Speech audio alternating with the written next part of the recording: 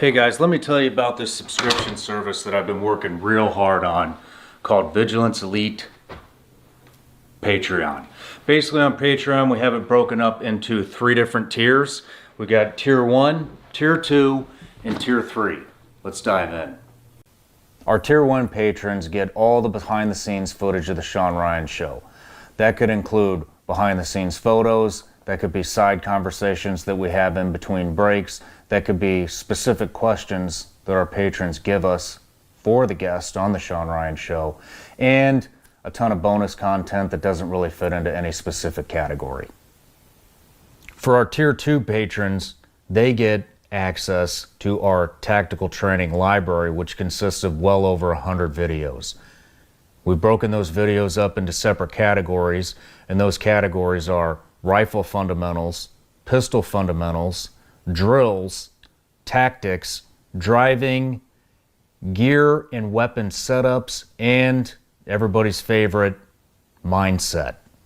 Also on tier 2, you will get a live update from me on the 1st and the 15th of every month, where we talk about the upcoming guests on the Sean Ryan Show, plus all the benefits of tier 1. Our top tier, which is tier 3, gets full access to all the other tiers, plus they get full access to me, where we do video teleconferencing, VTC, once a month. We discuss anything from tactics to current events to who's coming on the show. I take suggestions, and it's very interactive. No matter what tier you choose, the support is greatly appreciated, and it is the only thing that makes this show drive on. So thank you for all the support. See you on Patreon.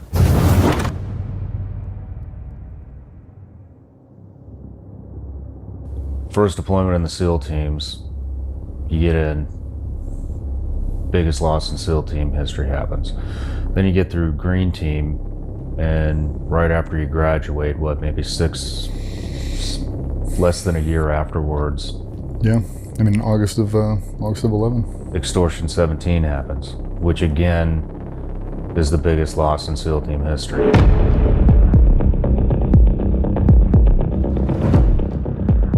I remember looking over and seeing Jay, and I remember him sitting upright, and I watched him get shot one more time, right in the face, and it looked like that was it. He hit the ground so hard, you knew he was dead. So the way it was, it's the front door and there's a long ass hallway going down, and there's a dude who's in a sandbag position with a belt fed at the end of the hallway. And it's just chewing down the hallway. Boom, spins him around and dumps him. He gets back up, grabs him, and gets shot again. So hold on, did you eliminate the threat? Yep. He's dead. Mm-hmm. He didn't hit you? He did. He did hit you. He hit me in the chest plate. I unloaded on him, got off 3 rounds in a bolt lock. I think he took a double stack to the elbow, so it blew out his entire arm, and then he took one to the face that basically removed his jaw, removed his nose, and you could look inside him. You could hear that dude, the impacts. You could hear him smack. You could hear him screaming, and it was very satisfying. And as we go to divide, this dude opens up on the front door and lets it go, and you just see splinters of wood, and it just fucking traces us. It's not reality until it's reality. That's not gonna happen. Yes, it is. Whether you want it to or not, it's happening right now.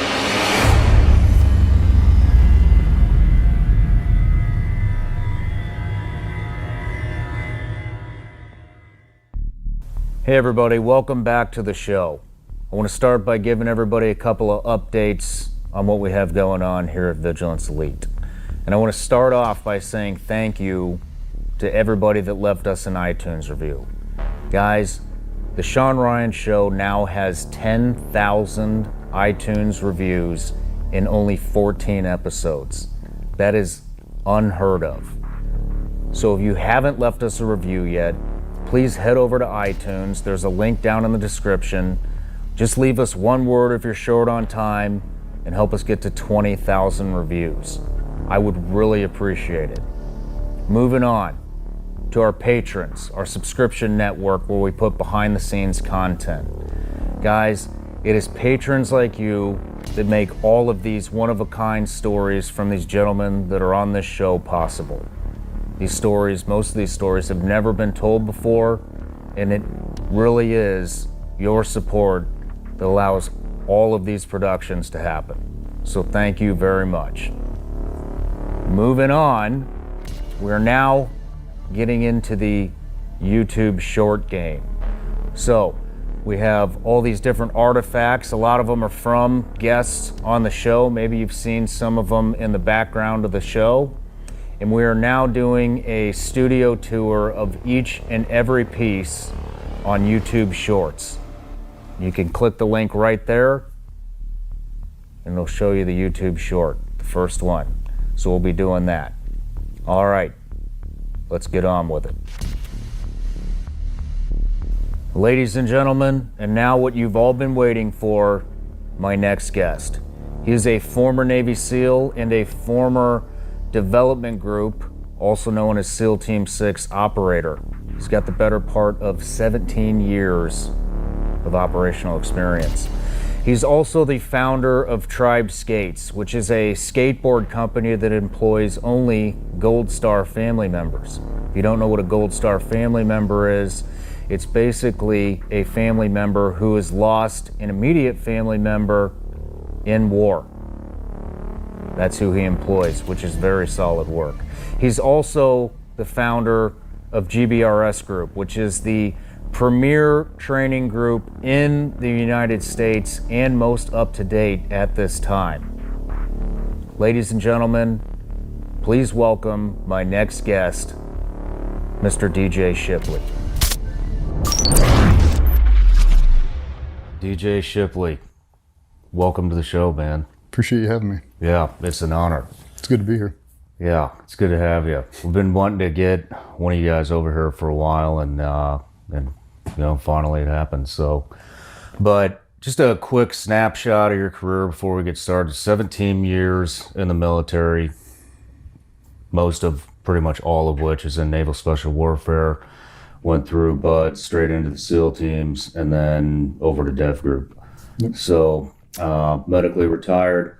Now you are the owner of two successful companies, one being Tribe Skates, where you employ everyone employed there is a Gold Star family member, correct? Correct. And you guys make skateboards, apparel. You gave me one of those boards. It looks really awesome. It's going to look great here in the studio. And then the other company you co-own with your best friend and former teammate, Cole Fackler, GBRS Group, which in my opinion is probably the most relevant, premier, exclusive training group in the country right now. I mean, you guys are definitely the most relevant and up to speed, fresh out, and from Tier 1 unit. So that means a lot, thanks. Yeah, so if you haven't checked out GBRS Group, check them out. So when you guys are hiring, are you only hiring SEALs? Are you only hiring Tier 1 or? Tier 1, we got a couple Air Force guys we've worked with. A couple guys from the Army side. Call in and bring some favors and some niche stuff. We got a couple long range guys that we pull in when we need to, and now we have a full-time recce guy for Chris. So, you know, CQB is the bread and butter, but I'm not afraid to branch out. But yeah, it's got to be the Tier 1 resume. Cool. What are you guys teaching? Are you teaching, well, last night at dinner we were kind of talking about it. It was private lessons, it sounds like, groups, all the way up to SWAT. Yeah, I mean, we do everything. Military, local law enforcement, got a couple government contracts, stuff like that. And then the civilian market. The open enrollment stuff scared us. It did, after the Chris Kyle thing especially. Yeah. A lot of people on the yard line, a lot of people brand new to guns, a lot of people that really want to shoot somebody, really want to become famous, and there was no real good way to vet them unless you do private. So we do phone calls, talk to them for an hour, and then we Google search the shit out of them. You got to do a little bit of vetting. Yeah. And set up a call with those guys, and if they have 5 or 6 friends of all equal skill set or the same in state, then we'll set up a training event. We'll drive down there, we'll fly in, bring them up to us, and kind of do everything. Cool. And you guys are based out of Virginia Beach? Yeah, we've got a gym there, we've got kitchen, showers, kill house, got everything. What? No shit. Yeah. Damn. How long you been doing that? Almost 2 years now. 2 years? Yep. Yeah, we started at 19. Damn. Well, it looks like it's online looking in, you know, from the outside, looks like it's exploding. So Yeah, that's awesome. congratulations. I appreciate it. But, well, before we get started, I always give everybody a gift. There you go. Oh, Jesus.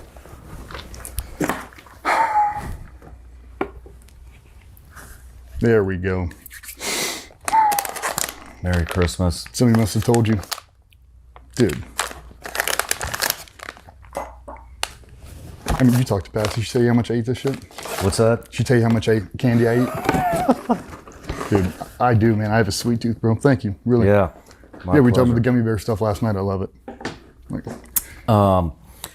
Yeah, so before we get started, I have a subscription account, and as much as I'd love to tell everybody that Gummy Bears finances everything that's going on here, really it's my patrons on Patreon that support the show. That's how you're able to sit here, how I'm here, how all this was built.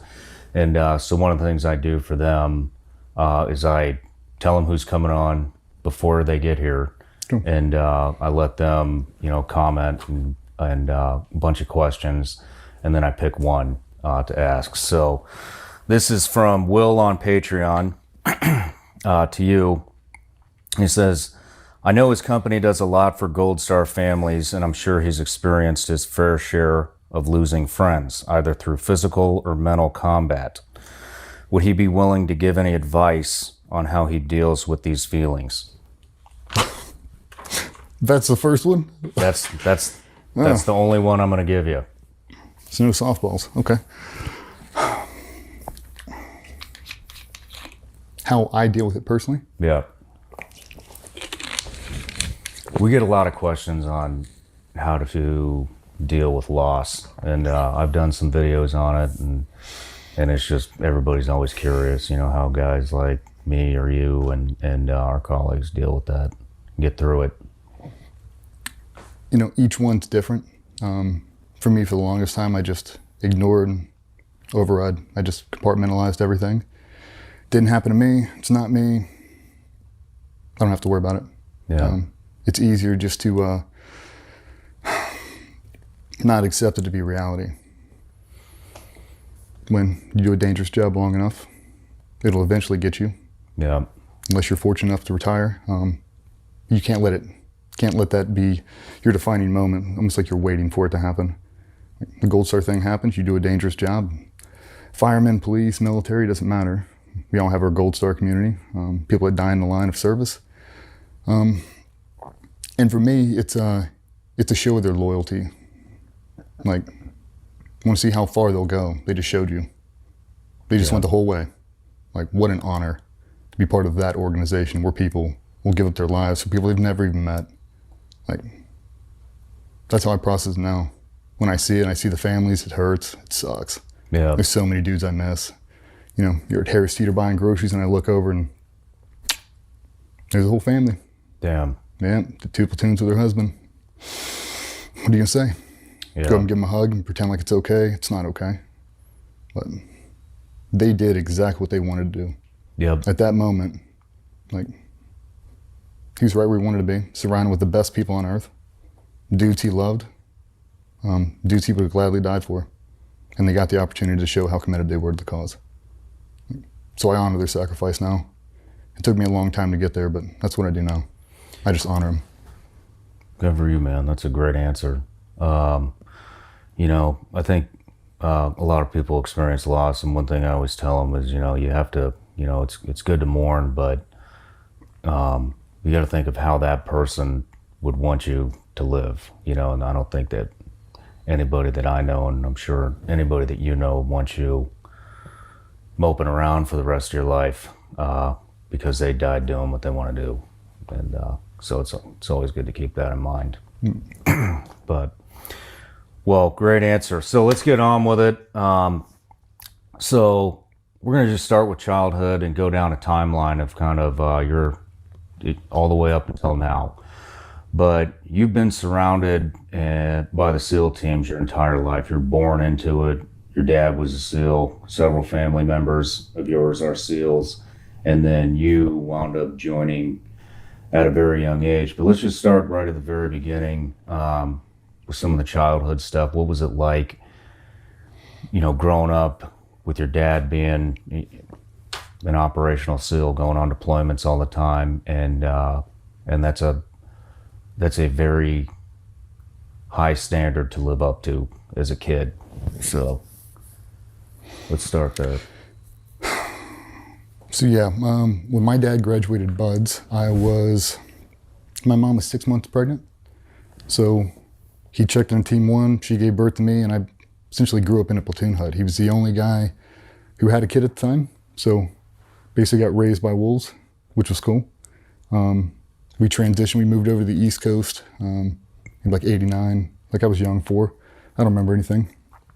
Started up school, typical stuff, but he was gone the entire time. Some of the time we went to the East Coast, I forget what the rotations were back then. I mean, they were 6-8 month deployments, and he did 8 of them back to back. So, I mean, he was gone. Yeah. Gone 200, 300 days out of the year. I mean, you remember the workup schedule. Gone a lot. Grew up on a small farm, 5 acres, but God, man, we had everything.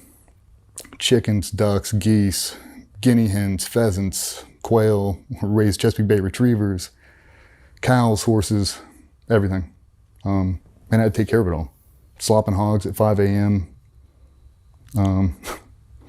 Hot water heater blows out, pipes freeze, like the whole thing. And it's like, I remember doing that my entire life. Just dealing with the farm life. And then he'd come back home, we go hunting, and it was like, now looking back on it's kind of surreal. It was awesome. It was great. Like, your dad's Superman. Yeah. Like, how fucking cool is that?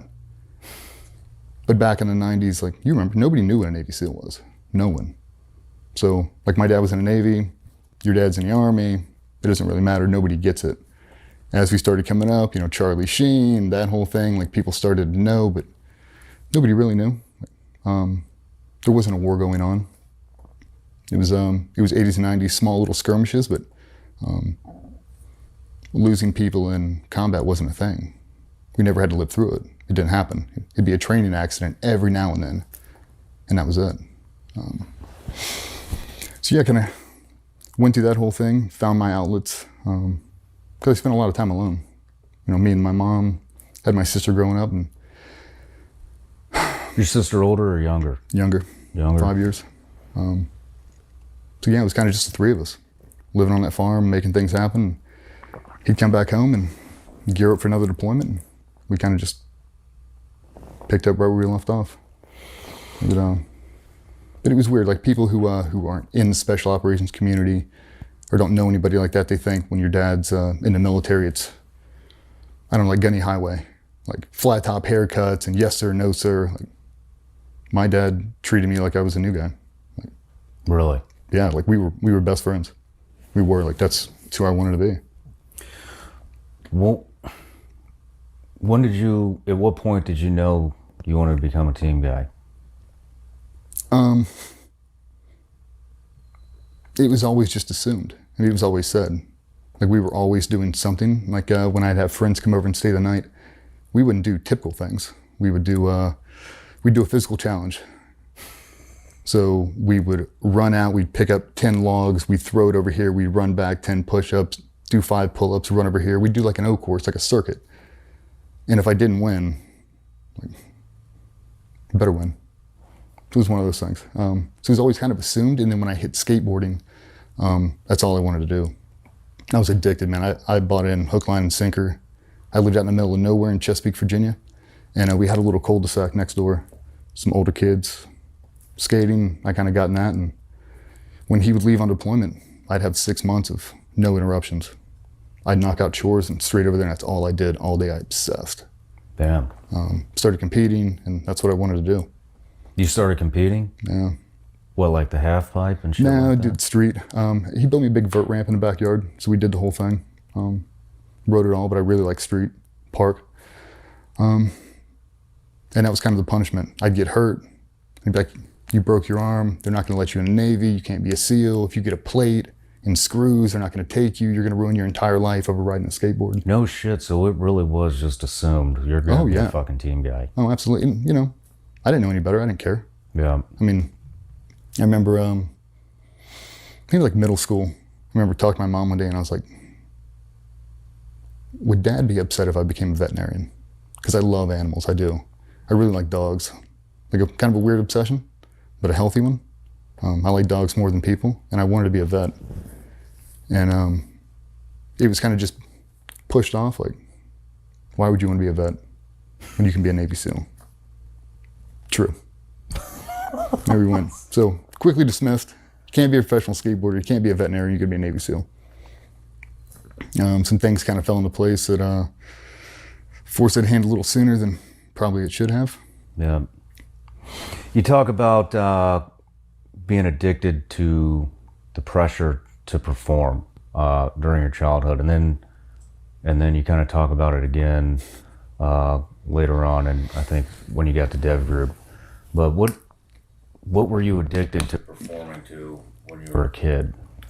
What pressure? Was it to your dad? Yeah.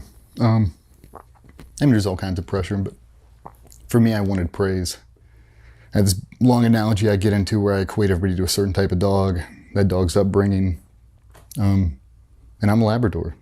I am. I just want to people please. Just bounce that tennis ball on the ground and let me go chase it. I'll do whatever you want to. Just pet me on the head at the end of the day. And that's all I wanted. I just wanted him to acknowledge me. That's all I wanted. It's like, I'm not good in school. Like, we go out and we hunt and I shoot everything. Like, I get a good boy doing that, but I didn't enjoy it. I didn't. I did it because it was a thing to do with him. I didn't care what we did. If that dude would have been a fly fisherman, I'd be fly fishing. Like, I didn't care. I just wanted to be next to him, but I didn't enjoy hunting. I didn't. Set him a deer stand. I didn't get it. Yeah. I mean, I shot him. Went duck hunting, snow goose hunting. I mean, I had a blast. But if you ask me what I want to do at 4:30 in the morning, it wasn't go shoot snow geese. Not back then. I wish he just would have wanted to do anything. So. Yeah. But the pressure to perform, everything became a competition.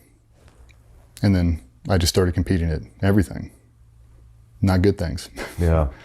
You know, doing young childhood stuff. But yeah.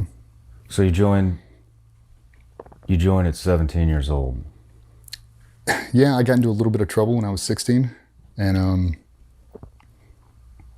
long story short, had to go to court, and the old man threw me at the mercy of the court, and said, "Your Honor, he can't be charged with this. You know, we have to get this off his record because he's going to go to the Navy and he's going to be a Navy SEAL." What was it? It was an assault charge with a robbery. With a robbery? Mm-hmm. What were you? What were you robbing? Me and a bunch of my buddies got into a fight, and in the course of the fight, reached into somebody's jacket and grabbed their phone and spiked it on the ground. And because of the dollar amount associated, because it was a physical altercation, it became robbery, and his parents wanted to press charges and make it a big deal. At the end of the day, we bought him a cell phone, and it got expunged off my record. I mean, it came up years later, but yeah, I mean, so I had to get a waiver for that. I had to get an age waiver, underage possession of tobacco. So I had a bunch of waivers going in, which wasn't good.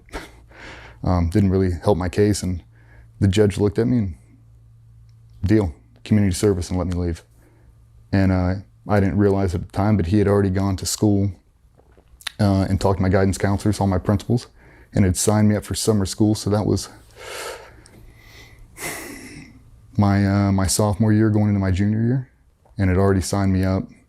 So the end of my junior year, I graduate, or we finish that year in June, and I basically do summer school until August, and then I'm gone. Already had me signed up for delayed entry program, everything. Like, I was going to the Navy. Damn. Like, there wasn't any doubt about it. Yeah. No SEAL contract, no A school, Nothing. undesignated, send it. So how the hell did you get to Buds then if there was no contract? I passed the screen test at boot camp. That's it? I didn't realize how dangerous a maneuver that was.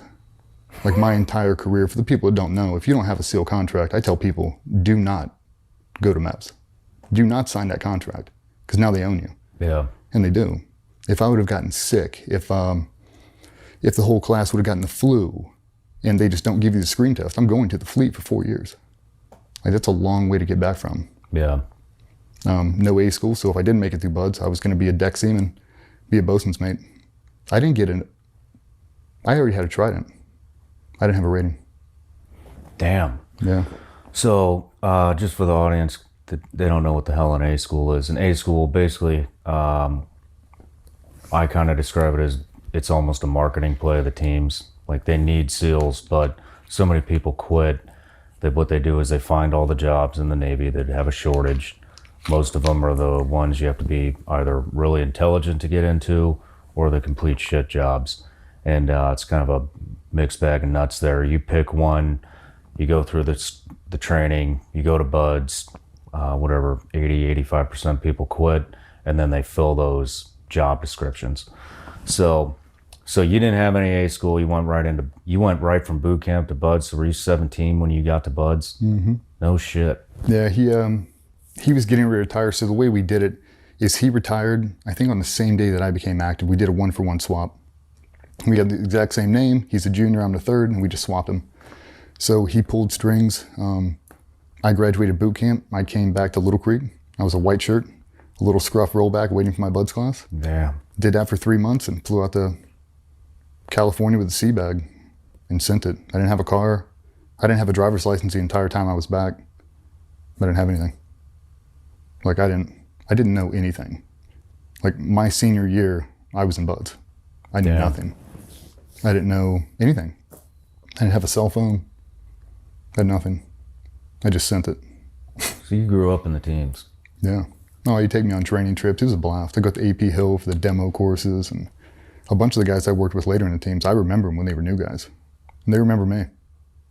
Damn, that's crazy. Being out there taking a skateboard out at AP Hill and doing kick flips over cases of beer for the guys, and yeah, man. Oh, dude. Like, we did the whole thing. I was like, my childhood was fucking awesome. That's it was. Cool. Like, growing up in the teams, it was cool. But my entire time, because I never saw the reality of war, I thought Buds was, I thought that's what we were doing for a career. Because you go to Team 2 back in the day, the Rudy Bosch eras, and they do log PT, buddy carry ruck runs and all kinds of weird shit. Like, it was miserable. Like the PT, 2-mile ocean swims every week, like it looked like it just continued. So when we went to Buds, I was too young to be in good shape. I was in good enough shape, and I was just too dumb to quit. I didn't know any better. Like when people would quit on the very first day, I couldn't get it through my mind. Like, this isn't gonna stop anytime soon, boys.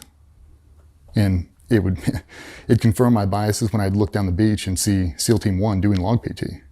I'm like, yeah, dude, they're paying us to work out. This is the best thing that's ever happened to me. Like, I didn't care. I was superhuman. Like the whole chafing thing, I didn't get it. Didn't bother you?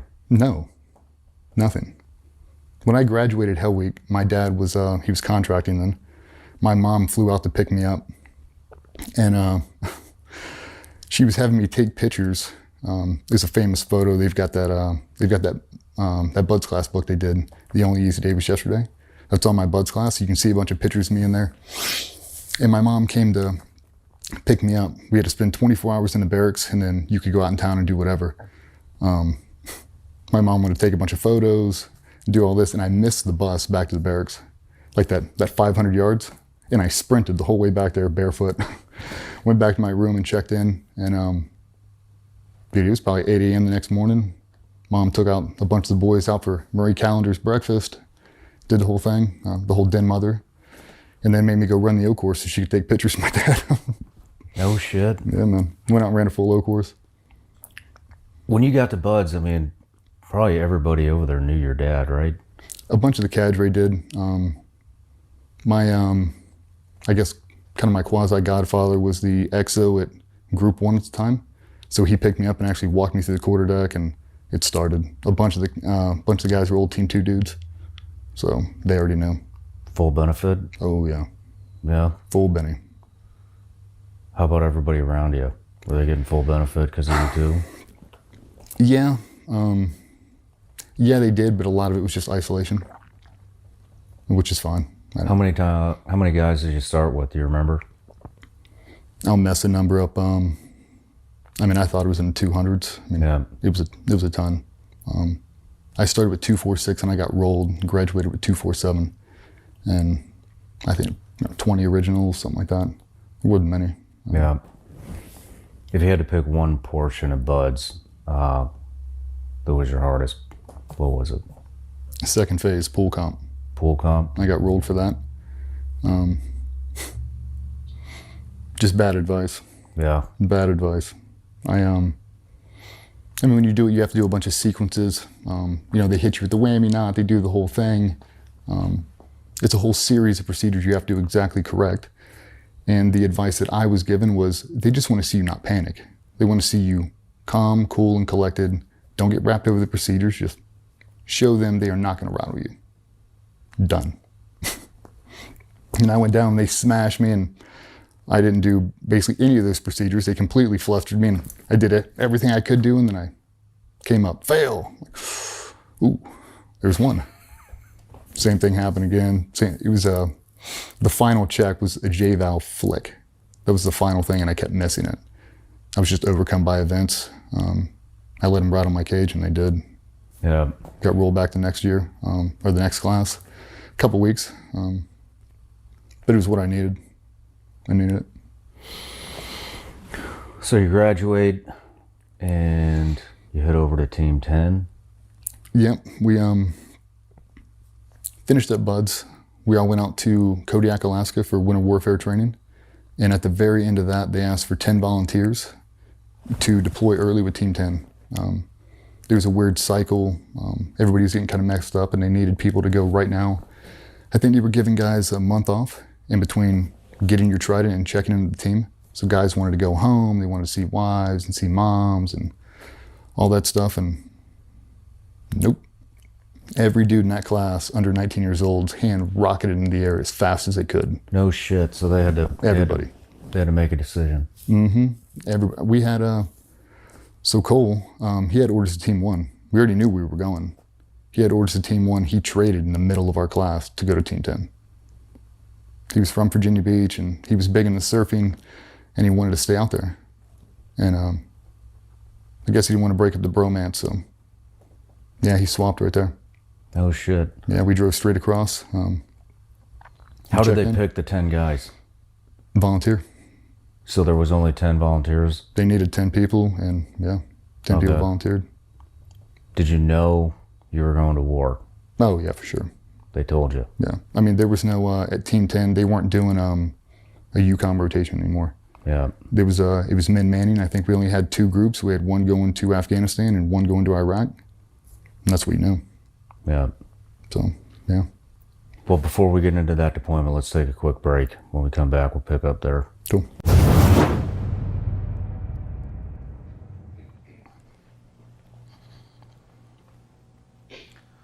What's going on, Patreon?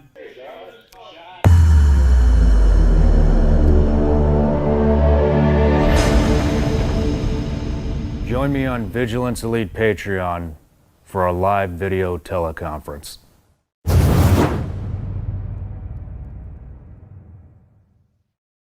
All right, so we're back. You just graduated SQT. You volunteered to go to war, show up to Team 10, and you're 19 years old on your first deployment to Iraq. Yep. How was that?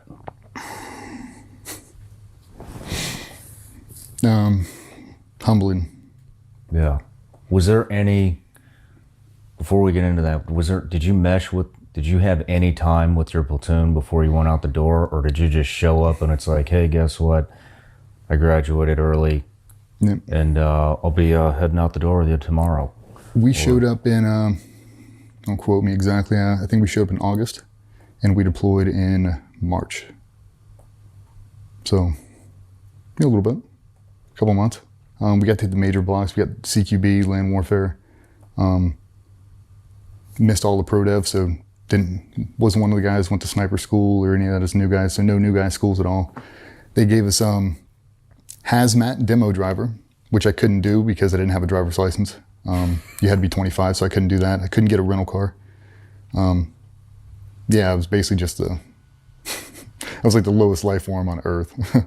But we had 9 new guys and 9 old guys. So it was good, man. The mesh was good. The learning curve was high. The standard in that platoon was extremely high, but it should have been. I'm glad it was now. I didn't understand at the time. I thought they were being dicks just to be dicks.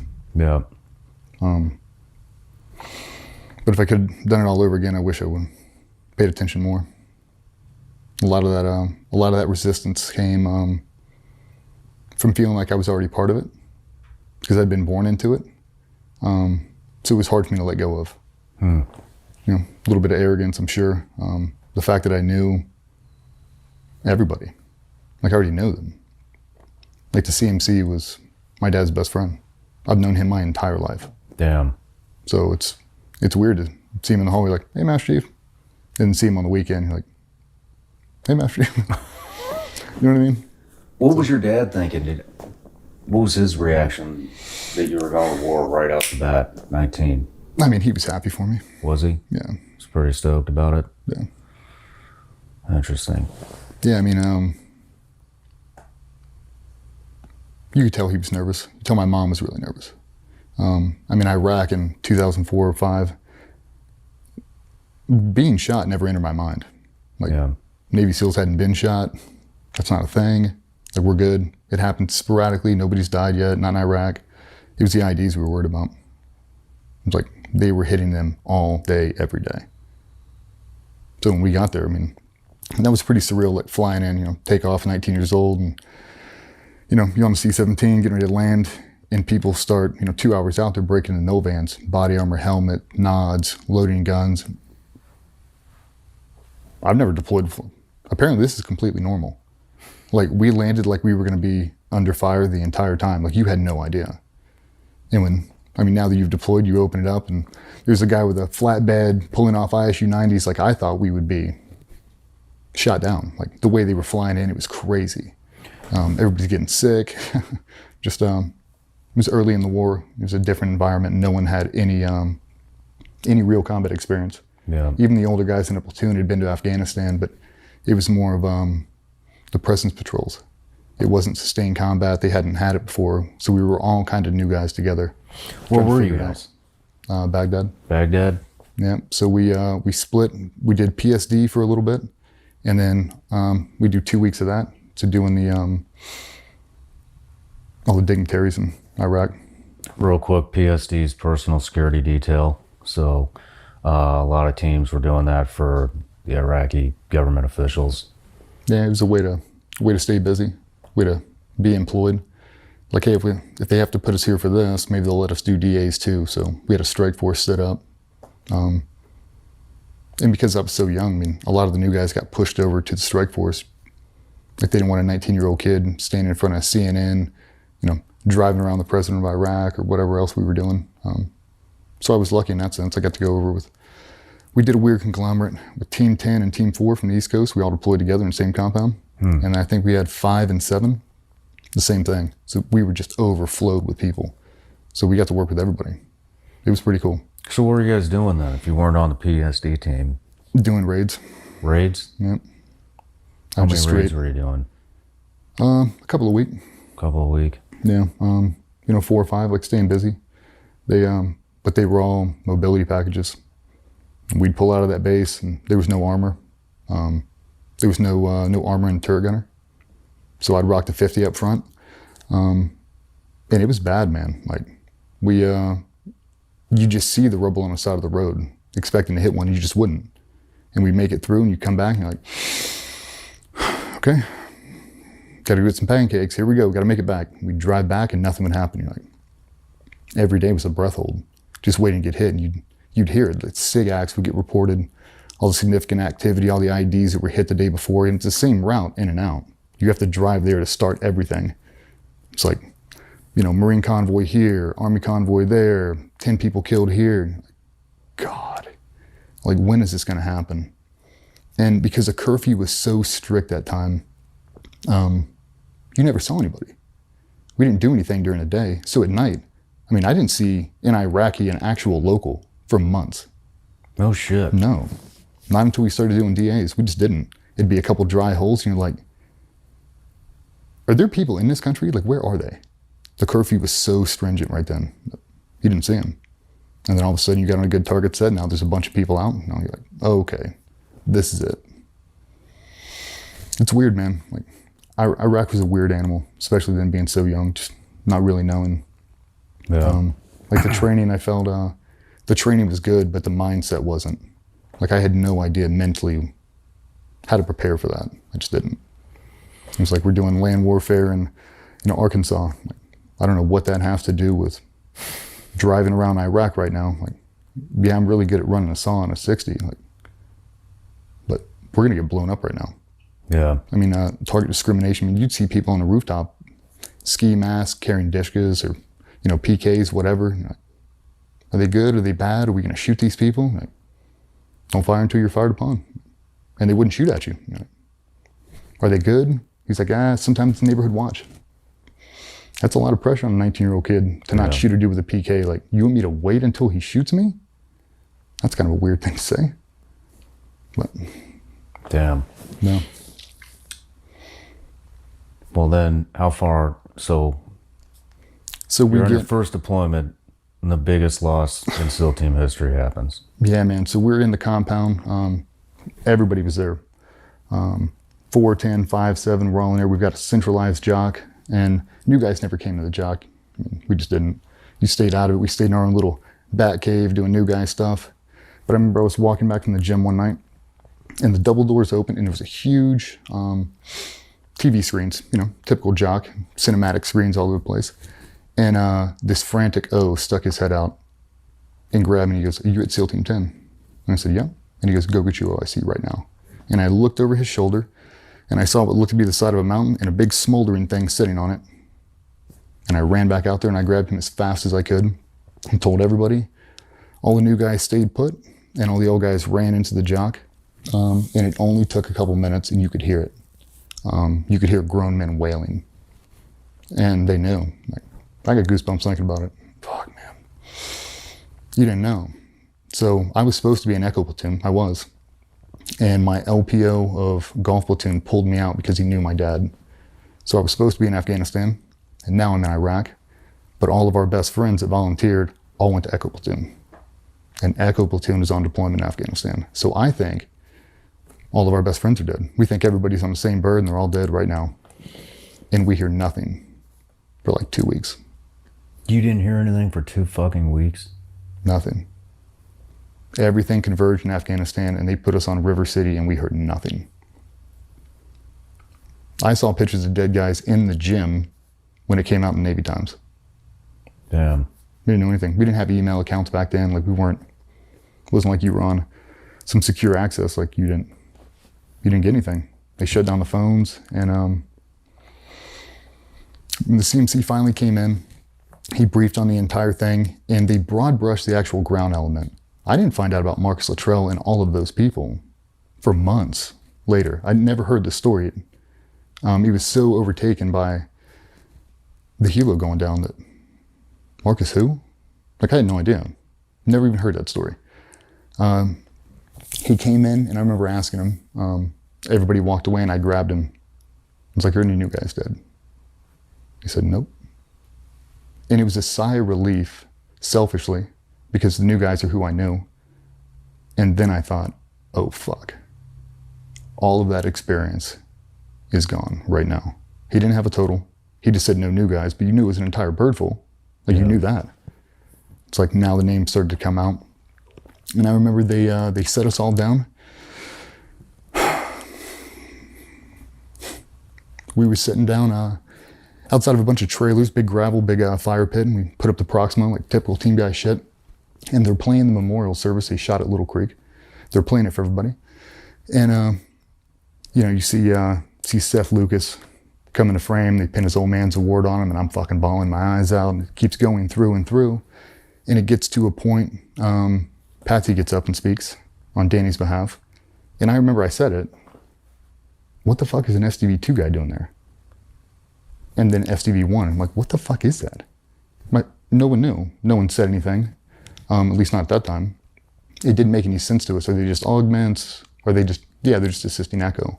We had no idea it was a QRF. At least I didn't, for a long time. And then it started to come out about the lone survivor and everything else, and then we started to piece the story back together. But until I was back at stateside, mid-second deployment, or mid-second workup, 2006, I finally heard the story from someone who was there. I had no idea.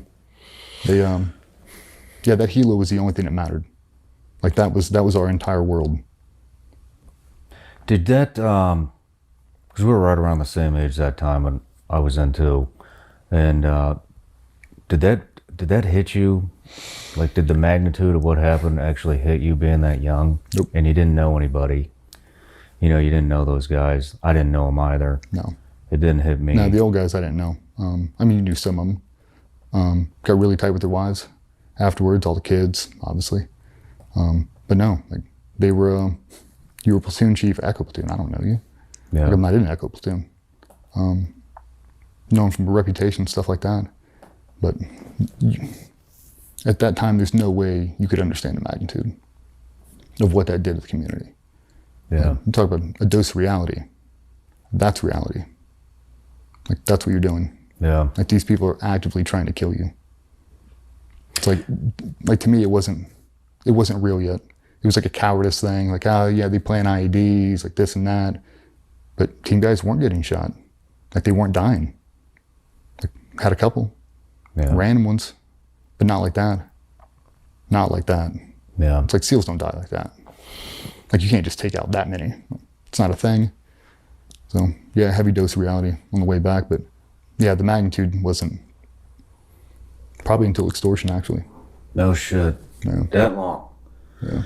It didn't hit me until we relieved those guys over there, and it didn't really sink in until we started seeing some of the intel reports, and I remember I was with a good friend of mine sitting next to him, and they were showing deets on there, and he just started fucking crying, and they were stripping his clothes off, and he was like, I remember when he got that fucking tattoo on his rib cage, and I was like, oh shit, this is fucking the real deal.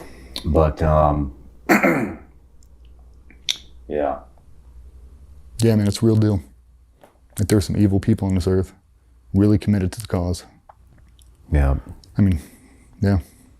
It's really hard to train for that scenario though.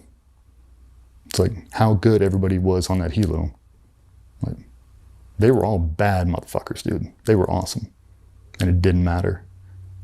It's like, God, if you just would have let him sit on the ground and then ambushed him, like, some coward's ass shit. Yeah. Like, yeah. Like, war's not fair. And I think that was the lesson learned out of that. Doesn't matter how good you are. If you don't get the chance to fight, the chance to show how good you are, doesn't matter. Yeah. Yeah. We'll take another quick break. When we come back, we'll get into your second deployment. Cool.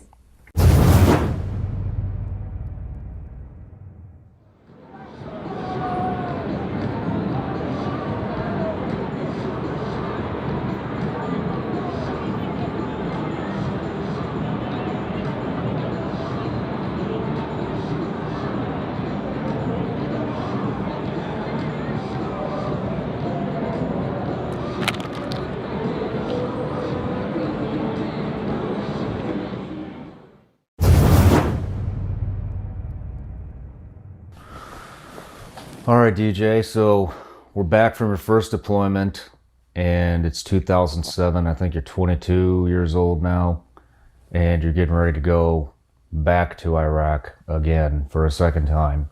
Yep. And you found yourself in somewhat of a historic firefight that's been talked about a lot. So I'd love to get your take on what happened and how that deployment went. Yeah, kind of leading up to that, we'll kind of segue back to it. We, on our turnover op, when we first flew in there, so we had our platoon, our sister platoon, and we were relieving SEAL Team 4. So that was Mike Day's platoon. So our turnover op with our sister platoon is when Mike Day's incident happened. He got shot 27 times. Shit. That's how we kicked off the deployment. That's how it started. Mm-hmm. Fucking hey, man. So we had one of the guys in the sister platoon got shot, got medically retired, took a crazy round through the arm, and it had a bunch of nerve damage and it balled his hand up. He's out, and he was one of our corpsmen too. He's an awesome dude. So we automatically lost him, and we basically just combined forces. Were you on that operation? I wasn't. That was our sister platoon, and it was one of the handover ops. So it was Team 4 heavy, and then a little bit of Team 10. The HQ element, a couple of senior guys just to see how he did business.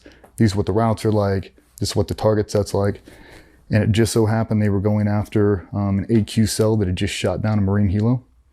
So they had all their guns, had their body armor, had helmets, had night vision, had the whole thing. Fuck. So we kind of rode that wave pretty much the whole deployment.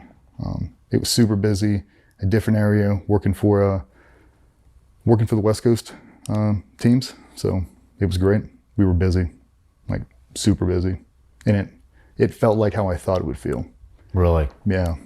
Like this is what you envisioned when you joined? Like even some of the animosity stuff, like we'd go to the chow hall and they'd bitch about it because we'd come in wearing tank tops and now you got to wear, like even the stuff we would complain about, it made you feel like, I feel like a Navy SEAL now. Yeah. Like I feel like I'm in a strike force. Like this is how it's supposed to feel. Like we're gelling, we're going out every night. Like this is what it is. But the reality hadn't set in yet on what we're actually doing because it hasn't happened to you yet. So it's not a real thing. Yeah. A couple months in that deployment, we're steady, engaging with the enemy. It's fine. And one night we go out and we're in a really bad section. Where were you guys at? Just outside of Fallujah, but we were operating in this little town called Karma. Okay. And it was good, but a lot of palm groves, a lot of nasty shit out there. We were not trained to do. So kind of come into play later about our inexperience. But one night we do an offset infill. We're patrolling a target and we get about 200 meters out and you could see the entire posture shift of everybody in that assault force. Everybody switched. You could smell it. Like this is a fucking ambush. Like it just is. Walking down the road, the houses we were walking past, like you were waiting. It was a breath hold the entire way.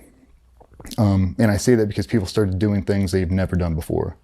The pace they were moving, we've never moved at that pace before.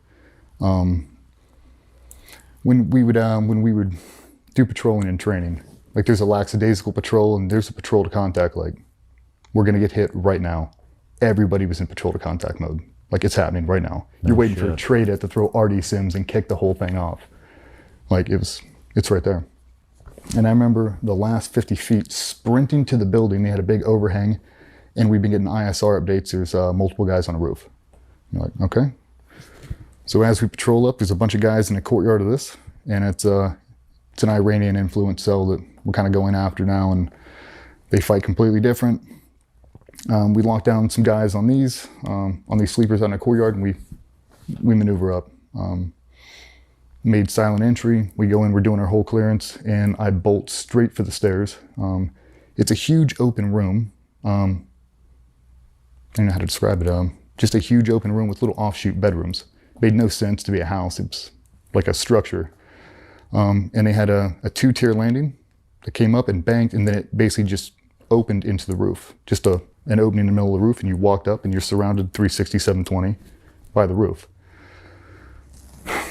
Stacked up the train and got it right there, right at the last little breach of it. So I'm about this high underneath it. And I stood up and threw on my laser and there was a dude sprinting at me at full blast with a pistol in his hand and unloaded 6 shots at me.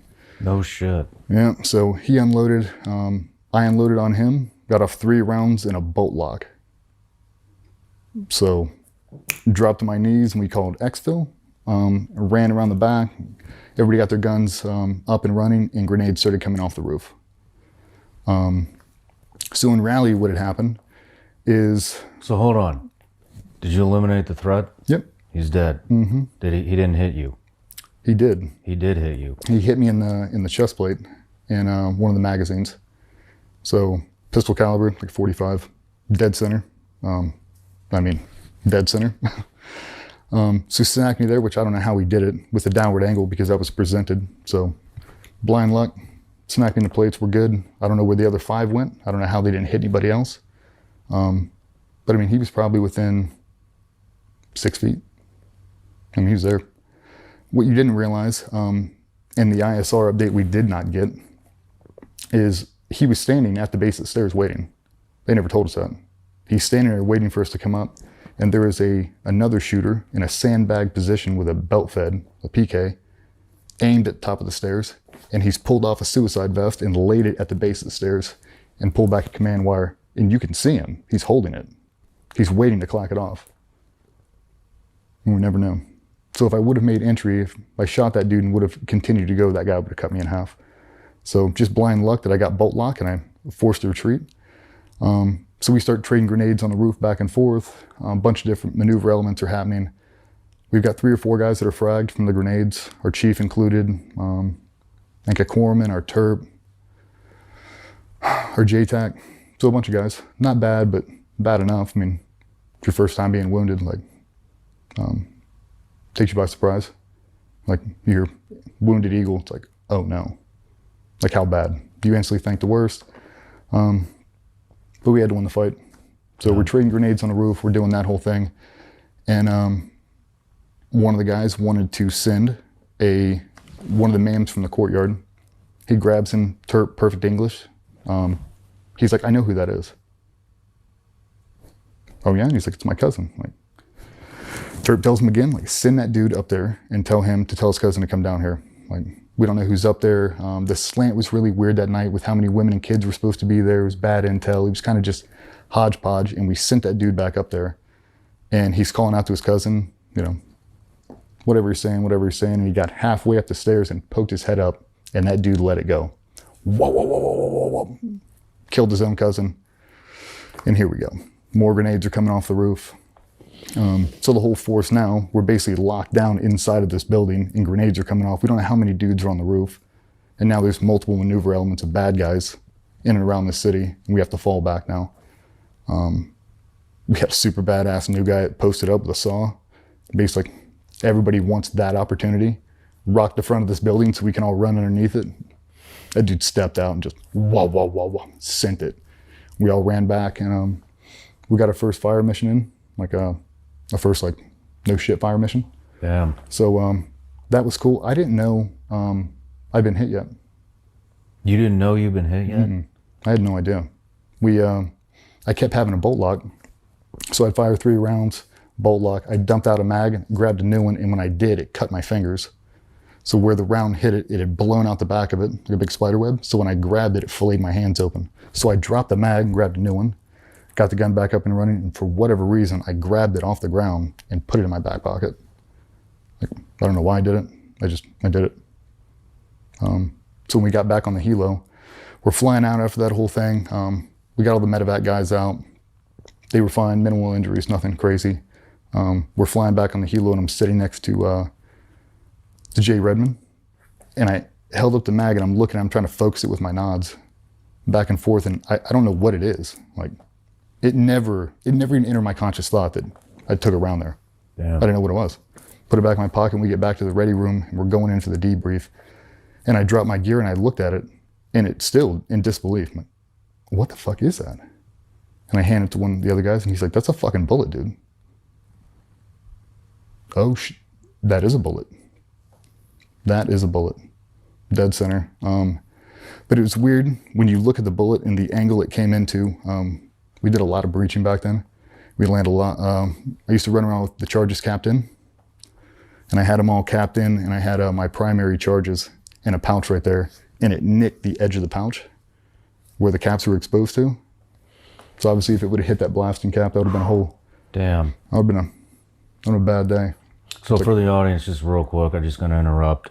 When he's talking about the caps being exposed, Basically, a breaching charge is a bomb, you know, that they use to blow a door, blow a hole in the wall, blow whatever up.